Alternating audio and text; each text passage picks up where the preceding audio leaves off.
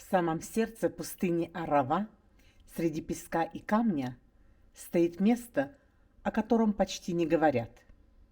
Но его история начинается во времена царя Соломона. Вы знаете, есть места, которые не кричат о себе. Они не встречают туристов кассами и сувенирами. Они просто стоят и ждут, когда ты подойдешь ближе. Вот именно такой для меня стала крепость Тамар, древний форпост в пустыне Арава. 3000 лет назад царь Соломон строил не только храм в Иерусалиме. Он создавал систему контроля над торговыми путями, дорогами, по которым шло богатство его царства. Пустыня Арава была стратегически важной. Через нее проходили караваны с медью, специями, благовониями. Именно здесь появляется укрепленный пункт, прообраз будущей крепости Тамар.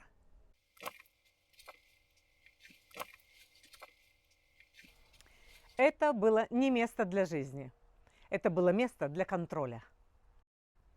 Друзья, мы находимся у угла крепости, построенной Соломоном. Представляете, ну где еще можно увидеть такую хорошо сохранившуюся кладку времен царя Соломона?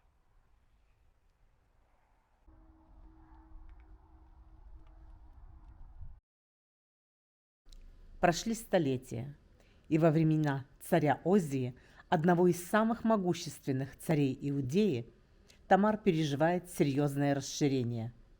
Крепость усиливают, возводят башни для метательных машин, таких же, как в Иерусалиме. Вы знаете, Иерусалим был дважды разрушен до основания, и никакие его оборонительные сооружения не уцелели.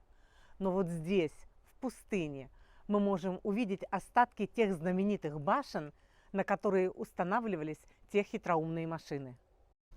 Библейские тексты рассказывают, что Озия использовал сложные оборонительные технологии, метательные машины, укрепленные башни, дальнобойную защиту. И теперь мы знаем, Тамар был частью этой системы обороны.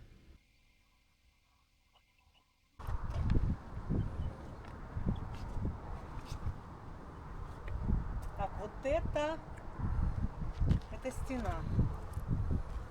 Ух ты, вот эта башня. Эти знаменитые башни.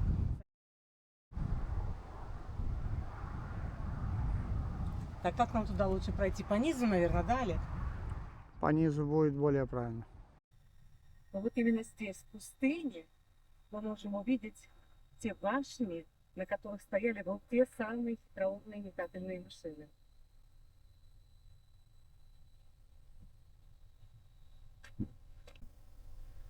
Такие же, как в Иерусалиме. Какой вот интересный размер этой башни был? Примерно, наверное, 10 на 10, да? Знаешь, какого размера были эти метательные машины? Самое удивительное, что такие башни с метательными машинами мы знаем по Иерусалиму. Но здесь пустыня. И именно это делает Тамар уникальным.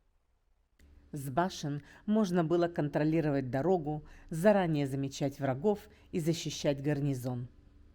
В пустыне это означало одно: ты видишь первым, ты выживаешь.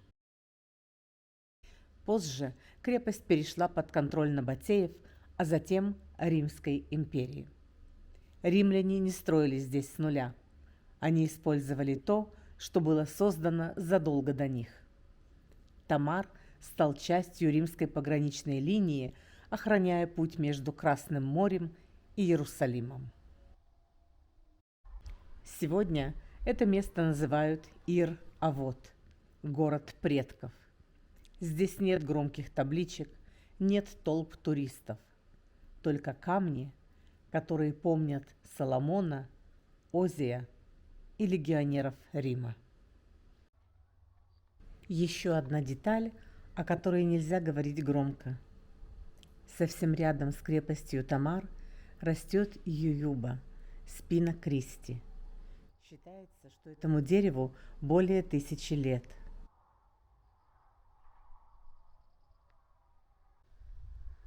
Считается, что из ветвей этого дерева был сплетен венец Христа. Камни этой крепости видели цари и воины, а это дерево – веру, страдания и надежду. Возможно, именно поэтому здесь чувствуешь не только историю, но и тишину, которую хочется сохранить.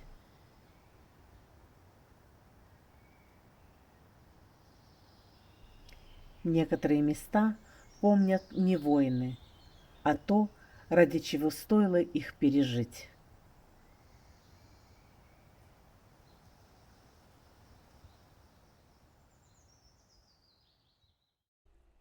Друзья, если вам близки такие истории, подпишитесь на канал. Впереди у нас еще много интересного.